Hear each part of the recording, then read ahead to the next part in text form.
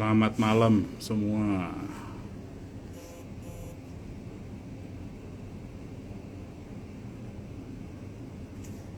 Ini udah datang tamu. Wis.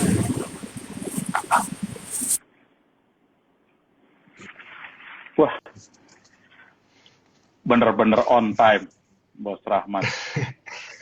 Kita memenuhi undangan, Bos. Waduh, thank you banget nih. Ini gara-gara tim juga bilang pengen bikin semacam regular IG live, terus nyari tokoh yang lagi hits, ngasih namanya Rahmat Kaimudin. Kesannya kayak kita belum pernah kenalan nih, tapi thank you banget loh, Mas Rahmat.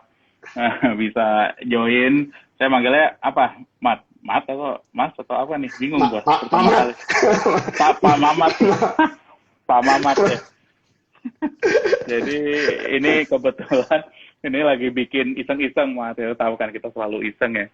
Kita mau bikin semacam investment education ya kan. Jadi banyak kan ngomongin finansial, digital ekonomi, entrepreneurship lah.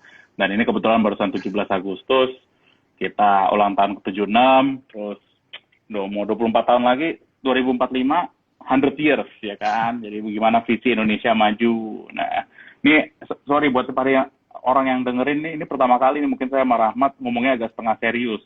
Karena belum pernah. Biasanya kita tawa terus, ya kan? Karena saya kenal tokoh Pak Mamat, Pak Rahmat, itu udah cukup lama ya, Mat, ya. Kita berapa tahun? Udah 15 tahun, ya. 15 tahun.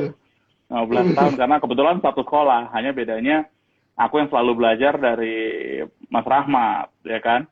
Dia bilang, Mat, ini kita ngerjain PR-nya gimana sih, Mat? Lu kayaknya lebih ngerti dari gue. Ya kan? Oh, bener. Jadi itu ada cerita di belakang ini semua. Terus yang butuh cerita seorang Pak Rahmat Kaimudin ini background-nya aku harus bacain juga dong. Ada CV-nya, aku kan baca juga, Mas. Jadi sebelum Stanford, di MIT dapat scholarship. Sebelumnya paling penting Taruna TM kan, jadi TN, habis itu MIT, habis itu kerja di Boston Consulting Group, ya kan. Dari Boston Consulting Group, habis itu masuk Stanford, habis itu pindah private equity ya kan, di Principia, di Cubat. Habis itu pindah juga ke Barings Private Equity. Sempat juga bantu dikit-dikit ya, Mat, ya, bantu TBS IPO. Thank you. Habis dari situ sekarang habis itu pindah, bangun lagi another family business, berhasil dibikin besar. Tiba-tiba jadi tokoh e-commerce.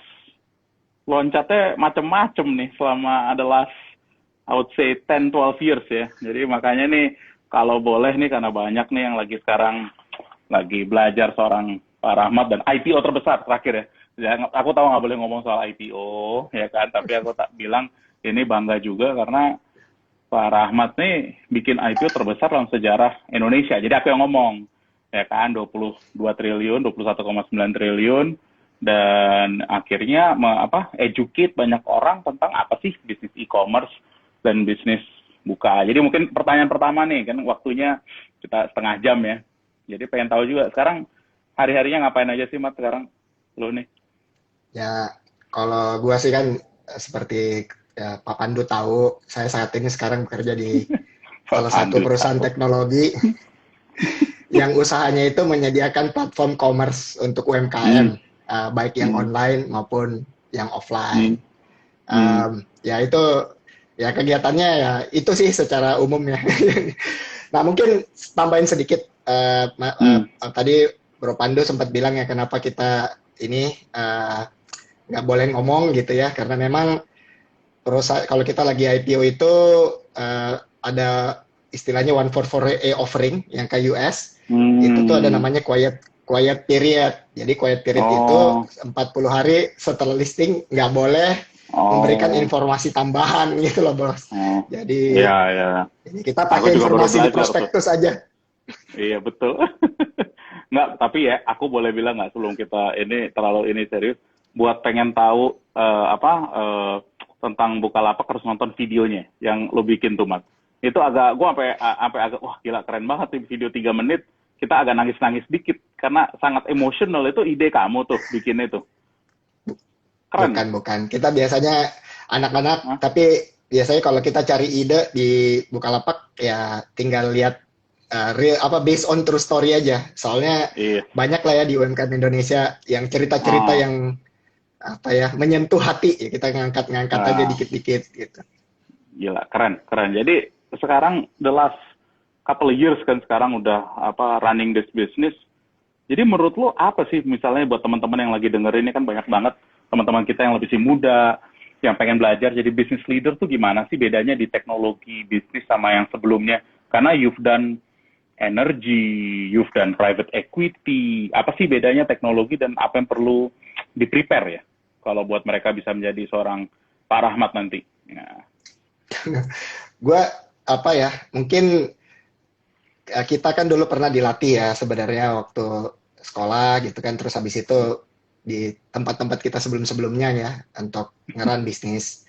Jadi mempelajari kayak oke apa sih tombol-tombolnya tuh kan yang mana Hmm. yang bagaimana caranya get revenue, bagaimana caranya habis itu manage cost-nya, manage orang, manage uang Hmm. dan sebagainya Hmm. dan kita mungkin udah disuruh belajar ratusan perusahaan ya waktu dia sekolah kita sekolah dulu ya tiap tiap jam dikasih satu gitu suruh pelajarin gitu.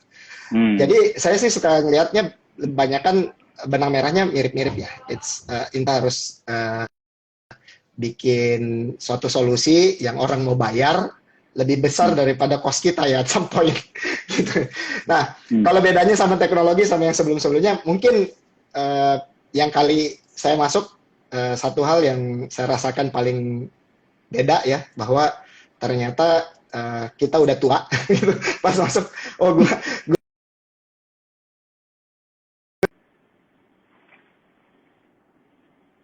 kita ini Hmm. bego-bego aja gitu kan ya, banyak yang lebih jago gitu. Jadi Ya. apa pengennya sih kali ini lebih kayak gimana caranya kita bisa bantu teman-teman untuk bisa Hmm. mengekspresikan dirinya kan.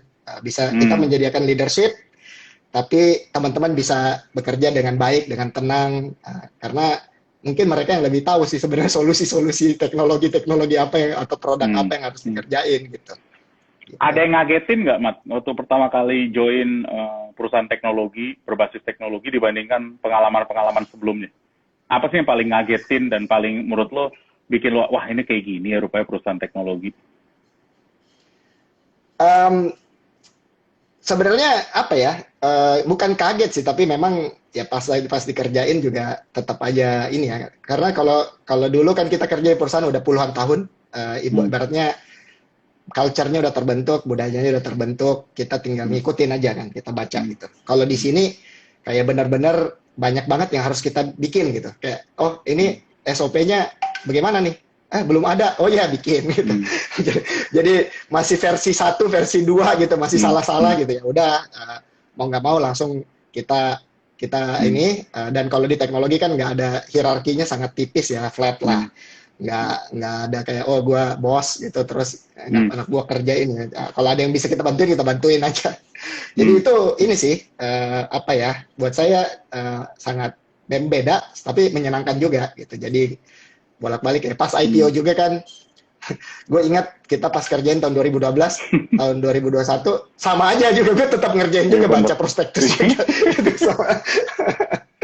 Be- Beda nggak sih, Mat, waktu ngerjain IPO-nya waktu itu TBS sama sekarang? Jauh lah, size yang ini jauh lebih besar lah. Tapi bedanya, ada beda-beda yang lucu-lucu nggak sih ceritanya? Ini Dari saking sisi gedenya semua bankernya. orang ngeliatin gitu loh. Di sisi bankernya ya. Iya. Nah, kalau ngeliatin nih ke depan, Mat, juga salah satu nih, bagaimana sih numbuhin semangat inovasi? Karena kan ini bisnis selalu penuh inovasi, perusahaan Bukalapak pasti akan selalu berinovasi, dan apa sih menurut Anda tuh inovasi? Versi kamu lah, Mat. Ya, jadi kalau apa ya, aku tuh suka bilang sama sama teman-teman ya intinya kita harus coba jadi versi yang lebih baik lagi terhadap diri kita sendiri kan every day gitu. The best version of ourselves. Nah, kalau kalau saya bayangkan sih inovasi itu intinya kita pengen melakukan sesuatu yang beda dan lebih baik gitu kan dari hari kemarin. Jadi ya kunci-kuncinya pertama mungkin bayangannya harus open minded kali ya. Kita pikirannya terbuka, terus nggak boleh terlalu cepat puas. Uh, uh, ini error ya. Halo, halo, kedengaran nggak? Agak ini sedikit. Ya, nggak boleh cepat puas dengan apa yang udah kita punya. Terus harus banyak mikir nih, apalagi yang bisa kita perbaiki lagi besok. Sip, sip. Nah, tapi memang juga sambil jalan ya. Kadang-kadang dalam dalam berenovasi itu ada,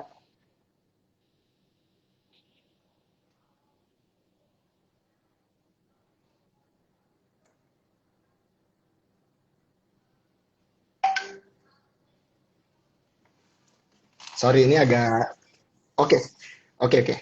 Ya, jadi gue juga bilang tadi intinya kadang-kadang kita kalau mau berubah juga nggak boleh terlalu ini ya, terlalu stres. Harus fleksibel.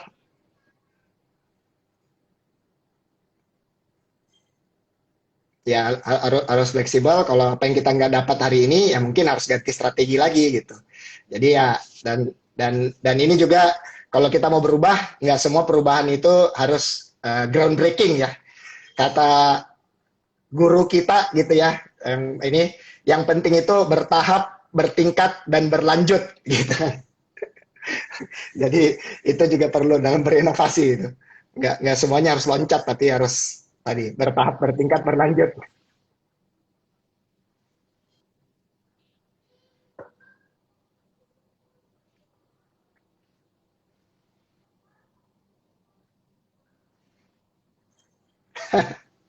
Iya, gurunya sama.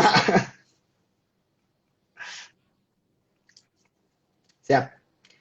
Soalnya gue lihat lu agak burem, bro. Bisa, bisa. Sekarang bisa. Ya,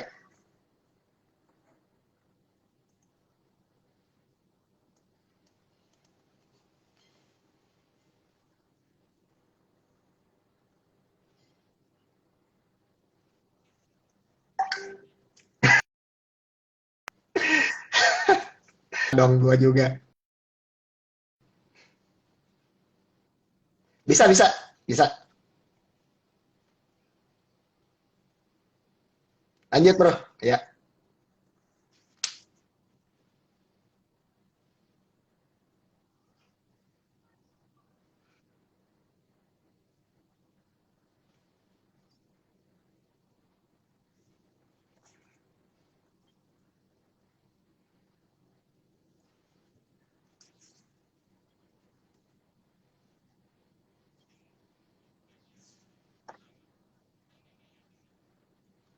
Hmm.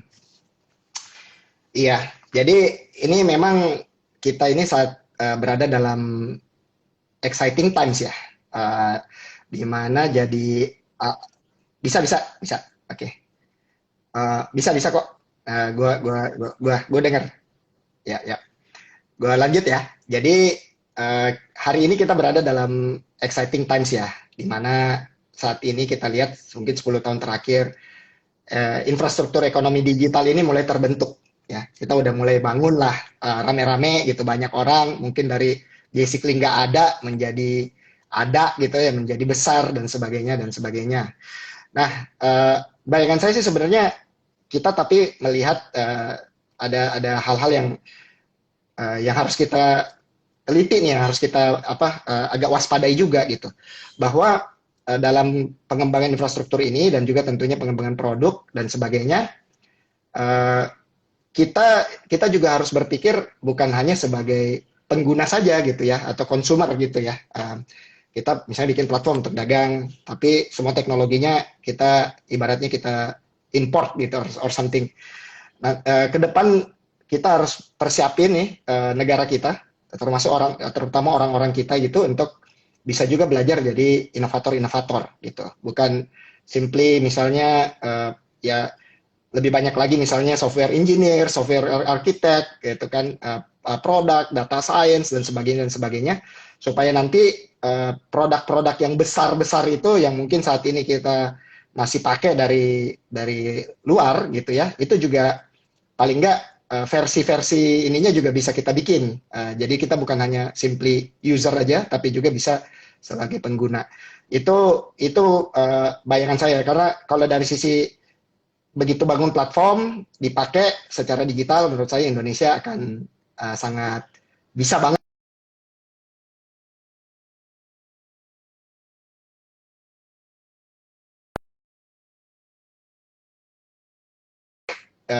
the big technology firms ya. Itu datangnya semua juga ada juga datang dari Indonesia, dan kita mulai ekspor juga nih produk-produknya. Itu sih bayanganku ya. Jadi kuncinya memang orang ya, orang education dan kita push sama-sama lah supaya makin banyak. Sorry, ini udah lebih jelas tadi saya baca di komen-komen, nggak dengerin suara saya nih. Di komen-komen pada bisa denger nggak nih suaranya? Kayaknya Pak Rahmat doang. Kita, tapi aku sama Rahmat ada ini sih, hubungan batin, jadi mau bisa saling. Oke. Jadi apa nih, sorry ya guys, ini ya kadang-kadang ya begitulah. Aku walaupun invest di teknologi, kadang-kadang malah gaptek sendiri. Karena umur ya mati kita ya. Iya. Jarak memisahkan kita, Bos. Ada lag sedikit. Nah, kalau kita ngomong tadi nih, thank you banget tadi, jelas banget nih. Apa ada tips nggak nih? Kan ini banyak anak-anak milenial, gue juga pengen jadi milenial sama kayak lo juga sih, Mat. Tapi apa sih buat kita bisa bersaing? Karena kan bisnisnya e-commerce juga very global sebenarnya. Ya, local global lah, tapi kan teknologi itu very global. Jadi, buat adik-adik kita, apa sih yang mau lokasi masukan? Karena for us, we're already like in the mid stage kan sekarang, gitu loh. Iya. Ya menurutku anak-anak apa yang lebih younger ini menurutku udah berada dalam posisi yang sangat ini ya, sangat beruntung banget gitu. Ibaratnya saat ini kalau di restoran udah makanannya udah dikasih gitu ya. Makanannya udah dikasih, tinggal dimakan. Jadi apa? Sorry, ini agak berisik, kresek-kresek nih. But anyway, hari ini adik-adik kita tuh apa aja ilmu itu udah bisa didapatkan kan. It's very easy now to learn something gitu kan. Kalau dulu kita mau belajar harus belajar bahasa Inggris dulu gitu. Sekarang anak-anak udah dapat. Saya dulu mau cari kamus aja susah gitu kan. Atau mau cari bacaan bahasa Inggris harus cari dulu di Kuitang gitu, buku-buku bekas buat belajar. Sekarang everything gampang banget gitu kan untuk belajar. Internet juga menyediakan sarana gitu kan. Ya tentunya pertama kemampuan berbahasa yang global, mungkin dalam hal ini bahasa Inggris. Kemudian yang kedua ilmunya itu ya, ilmu-ilmu yang tadinya mungkin kita anggap ilmu advance, itu mungkin harus dianggap sebagai ilmu dasar gitu ya. Jadi kayak belajar simple menggunakan apa ya, software atau coding dan sebagainya, itu juga bisa dipakai gitu sama teman-teman. Yang pasti sih intinya semua ilmu saat ini udah banyak. Jangan takut untuk belajar, jangan ini ya, harus rajin aja cari-cari tahu gitu. Dan ya mungkin tugas-tugas kita yang lebih tua-tua inilah untuk nunjukin juga loh, ini loh yang berguna ilmu-ilmunya dan ini yang enggak gitu. Ini by the way, Mat, ada si Mas Fajrin juga nih lagi dengerin, katanya lo idolanya tuh. Aduh. Kita juga idola ya. Aku ingat kalau kita ke kantornya, itu apa namanya, buka tuh salah satunya di depan mukanya tuh ada mukanya Mas Fajrin tuh di situ. Ya kan? Kayak keren lah. Nah, jadi ini juga pengen nanya, Mat, ini kan kita banyak cerita soal suksesnya Mas Rahmat ya. Mungkin pengen denger juga about your ini juga travails atau masalah. Pasti pernah ngadapin masalah nggak? Dari sisi apa namanya kerjaan. Oh ya, masalah itu selalu ada ya kan, nggak pernah berakhir namanya juga. Ya, buat saya sih sebenarnya yang menjadi unik ya, pas saya kan pertamanya aja udah mau masuk gantiin predesesor saya, itu bebannya udah berat ya, sebagai beliau itu kan ibaratnya one of the industry founding fathersnya salah satunya kan, ikon lah gitu. Sementara saya datang, orang nggak tahu juga itu apa pengalaman di teknologi juga very limited ya. Jadi pas masuk ibaratnya untuk mempelajarinya sendiri juga udah lumayan sulit lah. Nah, tapi yang paling seru sih sebenarnya baru aja masuk tiba-tiba COVID. Yang paling lucunya lagi soalnya Bukalapak itu baru aja pindah kantor. Jadi saya kan betul. masuk Januari, itu Desember baru pindah kantor. Pertama kalinya Bukalapak punya kantor yang agak gede ya, bisa tadinya tuh ada 17 titik kalau nggak salah, rumah-rumah gitu kan kita kumpulin jadi satu. Lagi enak-enaknya harus ada karena pandemi kita harus semua ngusir gitu kan. Ayo semua balik from home. Dan itu kan juga ibaratnya apa ya, menyesuaikan cara kerja itu juga awalnya juga agak sulit ya, karena baru aja kita dari fleksibel menjadi work from office, terus balik lagi ke work from home. Itu juga ya ada aja lah. Ya, tentunya juga 1,5 tahun terakhir kita juga ibaratnya berjuang lah ya, karena banyak sekali perubahan. Waktu itu orang nggak tahu ini pandemi kayak bagaimana, dampaknya terhadap bisnis bagaimana, mau fundraising seperti apa, dan tentunya juga bisnis tentang ya platform commerce ini juga apa kompetitif kan, dan kita juga harus bisa carve out, kita punya cerita gitu kan, di sinilah yang kita mau fokuskan. All that itu harus kita kerjakan dalam waktu bersamaan ya, dan yang paling penting tentunya harus ngejagain anak-anak gitu kan, supaya mereka tetap bisa kerja tapi mereka juga sehat ya, aman dan sebagainya, dan itu penting banget gitu kan. Ini juggling itu semua seru sih sebenarnya. Ya, tapi bener juga sih Mas, katanya lu pindah kantor, ya nggak masuk kantor lagi nggak bisa. Jadi dari sisi operasi harus adjust, tapi fundraising, tapi somehow miraculously very successful, bukan aja IPO-nya, tapi sebelumnya juga ada beberapa kali fundraising yang alhamdulillah juga sukses. Jadi makanya nih momentum mungkin bagus, orang juga seneng, tapi ya memang ini Mat, juga edukasi kali ya pada teman-teman, makanya kita nggunain Insta Live ini sebagai salah satu cara edukasi bagaimana melihat new economy ini. Nah, mungkin pandangannya Mas Rahmat, mungkin ada dua pertanyaan lagi. Kalau misalnya teman-teman pengen ada pertanyaan, nanti saya pilih juga ya dari chat. Kalau ada pertanyaan, tapi nggak ada pertanyaan Bukalapak mau dibawa kemana, ini jangan nanya kayak gitu. Nanyanya tentang Mas Rahmatnya ya. Jangan tanya soal IPO-nya, karena kan baru mulai juga. Dan masih bahasanya quiet period. Jadi ini pasti banyak yang lagi nonton juga yang make sure bahwa Mas Rahmat jangan ngomong yang beda-beda di luar itu. Jadi tolong kalau mau ada pertanyaan, terarah, terukur, tadi seperti katanya Pak Rahmat. Nah, kalau misalnya ngomongin soal your view ekonomi Indonesia, karena kalau misal di Cina, di Amerika, ekonomi digital tuh is the economy, bukan lagi new economy.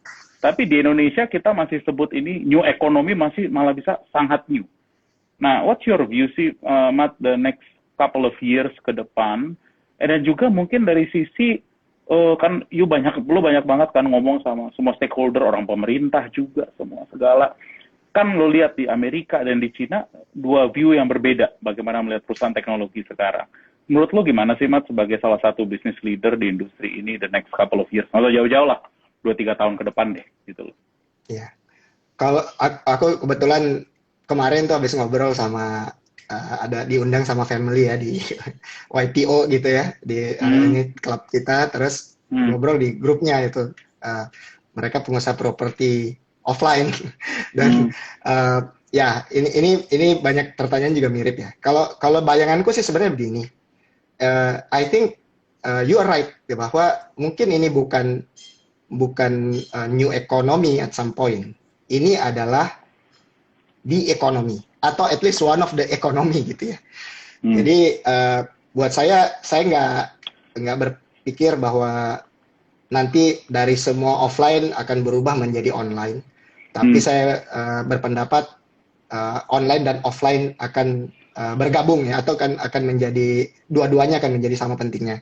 Dan ini mungkin kita rasain juga gitu ya. Kalau mungkin di 2019 kita tahu bahwa orang semua mikir ekonomi yang proper itulah yang offline, terus digital ini niche lah, ini mungkin fat gitu atau apalah gitu kan. Tapi kita waktu itu selalu berjuang gitu untuk membangun ini, dan ternyata begitu ada pandemi seperti ini, bersyukur Indonesia punya infrastruktur itu, ya quite mature kan, ekonomi digital yang cukup mature, sehingga ada tempat lain gitu untuk melakukan commerce dan sebagainya, untuk mencari barang dan sebagainya. Jadi nah ke depan begitu selesai pun, saya pikir after let's say 1.5-2 years, berapapun lamanya ini pandemi kan, itu pasti akan orang udah mulai tahu juga kan bahwa ini ada cara untuk belanja atau berdagang atau berusaha dengan menggunakan ekonomi digital. Tapi manusia ini kan juga punya indera, panca indera, makhluk sosial, pasti akan pengen juga merasakan life experience di offline gitu kan. Jadi ya I think ini punya dua ini, it's a good thing. Ini akan saling melengkapi dan akan membuat pertumbuhannya bisa jadi lebih pesat gitu. Karena ada hal yang offline itu mungkin akan jauh lebih superior daripada online atau di digital, dan tentunya ada juga yang digital jauh lebih superior gitu dan lebih efisien daripada yang fisik gitu kan. So I think today kita bakal udah jadi udah jadi legitimate business ya, no longer fat gitu. Dan it will be like that moving forward. Moving forward, so I think that's a good point. Jadi I think not just the positive sentiment, tapi mungkin dibilang ini udah bagian kehidupan sehari-hari kita lah. Jadi this new economy is not new, it's already legitimate, and I think it's all going to be integral part of our economy. Nah, ini juga pengen nanya, Mat, ada satu pertanyaan tapi mungkin lebih personal ke lu nih. Lu gimana sih managing stress dan isu-isu atau apa, karena kan lu tanggung jawabnya banyak, dan pegawai juga banyak, tanggung jawab besar, dan sekarang udah perusahaan TBK, tapi kan tetap aja ada warga juga banyak. Ini kan temen juga ada, walaupun ya teman-teman kita juga sih. Nah, how do you manage all this pressure nih? Mungkin banyak teman pengen tahu juga, karena you're also a human being kan. Of course. Jadi ya itu tekanan pasti ada, banyak gitu ya. Yang mungkin yang pertama saya selalu coba tentunya handle the source of the stress, stresornya itu apa gitu ya, stresornya apa, misalnya ini kerjaan apa, dan saya akan coba menyelesaikan itu atau ya mengerjakan itu dengan the best of my ability lah gitu, biar puas ya kan.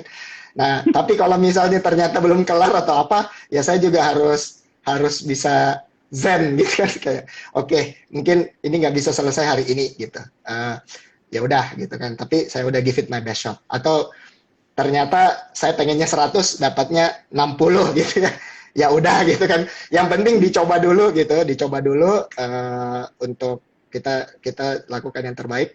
Sama ya mungkin ya, ini juga makin lama kita sesuai berjalannya usia, badan kita dan mental kita juga udah butuh makan gitu ya, ibaratnya harus jaga juga kesehatan, karena ketidaksehatan itu juga stresor juga gitu. Jadi ya misalnya istirahat yang agak cukup, terus mungkin berrekreasi juga, even spending time sama family juga kan, karena itu juga bisa jadi stresor kalau dia tiba-tiba ngamuk orang rumah, anak-anak atau apa. Ya jadi kita harus balance aja juga itu. Oke, ya itu fair. Nih mungkin satu lagi pertanyaan terakhir dari audience nih. Industri commerce itu kan sangat kompetitif. Berapa besar sih ini kuenya, dan apakah commerce menyasar niche market, sneaker, tanaman hias, apa itu bisa thrive? Mungkin itu bisa ya Pak Rahmat lebih tahu lah, biar pelaku sehari-hari. Kalau saya sih secara umum memang kita dibilang commerce itu kompetitif, mungkin iya juga, tapi saya selalu berpikir namanya dagang itu rezeki Allah itu luas gitu. Walaupun banyak, contohnya kalau fisik aja deh, warung itu banyaknya bagaimana, rata-rata juga hidup gitu kan. Ada toko modern A, toko modern B, itu samping-sampingan juga rame gitu kan. Jadi saya pikir asal kita kita bisa cari di mana kita bisa bekerja gitu ya. Kita tentunya market yang kita sasar, ada perusahaan yang kami sasar mungkin juga beda dengan perusahaan yang disasar sama teman-teman yang lain dan sebagainya. Saya pikir itu bisa thrive ya. Dan kalau ada apa niche market, sneakers, taman hias dan sebagainya, saya pikir so far platform yang ada pun udah bisa untuk melayani itu. Mungkin nanti kalau pasar-pasarnya juga akan besar, bisa jadi hari ini kan mungkin model kita itu adalah platform yang dibuat itu rata-rata adalah pasar ya. Bisa jadi nanti modelnya ruko gitu ya, kita nggak tahu juga gitu kan. Namanya tempat dagangan bisa apa aja. Jadi ya kalau di Amerika kan udah mulai ada juga kan khusus barang bekas gitu kan. Misalnya itu juga bisa gede. Ya, so we never know moving forward ke depan kayak gimana. Ya, dan kita emang sangat kreatif ya, teman-teman kita nih, teman-teman Indonesia nih paling kreatif. Jadi kalau penggunaan teknologi dan bagaimana pengembangan pasar ya pasti nanti ada yang berubah lagi lah. Yang pasti sih yang the only constant, Mat, ya kita kalau ngomong tuh the only constant is change. Adalah gimana kita juga ngikutin perubahan itu yang ada. Nah, ini pertanyaan terakhir. To be honest ya guys, ini semua pada dengerin ini, sorry, thank you banget nih Pak Rahmat jadi guinea pig. Karena pertama kali kita nyoba begini, terus si Rahmat tiba-tiba, lo ngapain sih sebenarnya lagi nyoba, kan you are the hot topic, aku pengen coba bisa nanya-nanya, karena selama ini kita terus yang ditanya-tanyain, jadi gue mau tuker posisi. Dan Pak Rahmat, now you are very professional lah, udah profesional speaker kalau udah urusan gini, jadi seneng, gue seneng ngeliatnya. Nih, kalau kita nih, I know we're now, our age is a little bit above 30 kan sekarang. Jadi gue pengen nanya nih, tadi kita ngomong 2045, ulang ultah, Indonesia, Dirgahayu. Gimana sih menurut lo gambaran Indonesia di masa depan? In your view, what will Indonesia be? In your view, once we are nearing our 50 or other age ya, gue nggak enak ngomong pada saat 2045 lah gitu ya. Nah, gitu lah 2045. Nah, itu. Ya. We'll kalau umur kita 50 panjang ya. Kalau umur kita panjang gitu kita bisa lihat ya. Tentunya harapan kita sih sebenarnya tahun 2045 ya apapun cita-cita kemerdekaan gitu atau cita-cita Indonesia Emas itu bisa tercapai. Ya.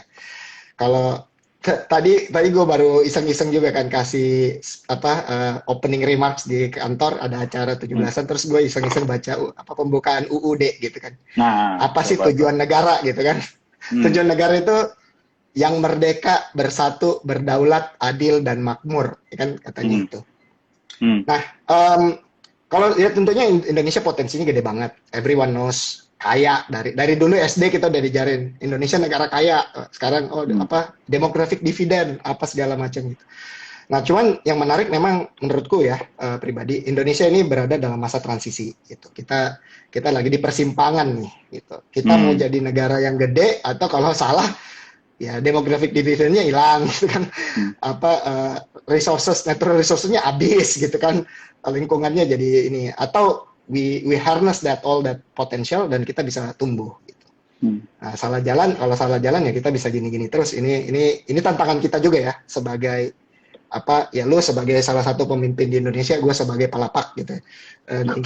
Ini juga tugas kita lah sama-sama gitu untuk bisa ini. Nah, ya kalau gue tadi jadi ingat ya, gue lihat founding fathers kita sangat bijak gitu. Dia bilang betul. Merdeka, which we have. Kita udah merdeka, bersatu. Nah ini belum, menurutku ya. Kan kalau mau merdeka, bersatu, berdaulat, adil dan makmur. Jadi kalau lu mau adil dan makmur, bersatu dulu gitu.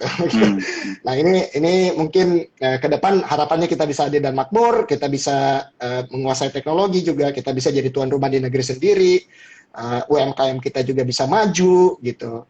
Tapi mau nggak mau ini waktunya kita harus bersatu gitu. Bersatu dalam artian kita support lah, ada keberpihakan gitu kan terhadap usaha-usaha kita, UMKM kita gitu kan, sama-sama lah. Jangan sekali-sekali cobain gitu barang produksi UMKM. Mungkin brandnya kurang keren gitu, nggak kekinian. Tapi kalau nggak kita beli gitu, kita nggak cobain, mereka nggak dapat pasar, dia juga nggak bisa belajar lagi untuk bikin yang lain dan sebagainya. So I'm very optimistic as always. That's why we are here. Ya betul lah, betul itu. Tapi ya tugas kita juga agak berat nih untuk itu gitu. Nah, jadi kalau misalnya gitu, ini gue terakhir lah karena lu bagus banget bilang bahwa kita ada inflection point. So, if you have the ability to, apa sih yang bakal lo lakukan, Mat? Gue pengen tahu. If you're on that side where you can make positive changes, lu jangan baca between the line lah. Ini hanya ngomong-ngomong aja, kita berandai-andai aja. Iya. Apa sih yang lo mengharapkan gitu? Ini bisa begini loh, Indonesia tadi adil dan makmur kan. Untuk mencapai adil dan makmur is actually very difficult. That's actually a very difficult achievement to do. Apa sih short term aja deh? Secara short term nih apa sih? Ya, buat bayanganku sih kalau misalnya ini ya, kalau punya super power gitu ya untuk bisa yang bisa mungkin perubahan itu lebih kayak apa ya? Mungkin edukasi kali ya. Bagaimana caranya kita bisa menghilangkan prasangka buruk gitu kan, dan bisa menyebarkan ilmu positivitas. Misalnya contoh ya, simple aja, kayak vaksinasi gitu kan. Mungkin udah semua orang yang sains udah bilang ini bagus gitu kan, tapi untuk membuat itu aja susah ya, minta ampun gitu kan ya. Menjadi topik yang kontroversial gitu misalnya. Kalau itu bisa, energi kita itu bisa kita kurangi untuk berdebat gitu kan, tapi kita melakukan eksekusi, kita bisa maju lebih cepat. Nanti juga ke depan kayak misalnya ya energi kita tadi untuk bikin misalnya UMKM bisa lebih maju, atau industri kita lebih maju, pendidikan kita lebih maju, itu ibaratnya ya, masyarakat kita ini bagaimana caranya kita bisa mempersatukan lah ya mindsetnya supaya energinya itu bisa jadi terpusat gitu kan. Kita nggak usah sibuk lagi bolak-balik who is saying this, berantem gitu. Itu sih my wish ya, mengurangi prasangka gitu dan bisa menyebarkan hal-hal yang benar gitu dengan lebih cepat. Dan poinnya positive thinking lah. Kita harus positive thinking dan melihat orang secara positif, bukan ngelihat prasangka yang tidak-tidak, malah itu yang membuat kita nggak inilah. Ya, gue setuju, Mat. Aku nih udah makan waktu, udah kita janjian sama Rahmat tadi 35-40 menit, dan he came literally jam 7 malam on the spot. Tadi saya juga mohon maaf nih pada banyak yang dengerin, tadi di tengah saya yang error. Tapi Pak Rahmatnya langsung on terus. Jadi thanks to you. Namanya juga pertama bro, nggak apa-apa ya. Mohon maaf juga kalau ada yang nggak setuju, nggak salah-salah. Makanya gue pertamanya sama Kang Rahmat aja, karena Kang Rahmat bisa menerima ketidaksempurnaanku dengan baik. Gitu, Mat, thank you loh. Siap, ini bro. bisa dapat waktu Rahmat yang sangat berharga. Ini saya akan save juga, karena banyak yang minta di save. Nanti nggak apa-apa ya, Mat, ya, biar kita bisa share kepada teman-teman. Tapi thank you, Mat, for being the inaugural person nih. Kita coba bikin beberapa lah buat nyoba-nyoba, biar kita lucu-lucu, Mat. Nggak apa-apa kan? Makasih juga udah diundang. It's an honor and a privilege bisa diundang di sisi inaugural ini. Semoga bisa ini nggak bikin jadi orang nggak ada yang mau di sini. Enggak lah, tapi at least thanks, karena kita nih teman lama. Kepada semua yang lagi dengerin, makanya bisa ngomongnya kayak gini. Kalau sama teman lain yang kita undang, mungkin saya nggak bisa se-relax inilah, relatively speaking gitu. Jadi thank you juga tadi Mas Fajrin yang dengerin, tiba-tiba keluar gitu, ngetop. Jadi nanti hati-hati loh, ntar kita mengundang Fajrin nanti berikutnya gitu. Thank you, Mas. Iya dong. Thank you. Kita selesai dulu ya, nanti saya akan save. Thank you. Bye, guys. Thank you all. Bye.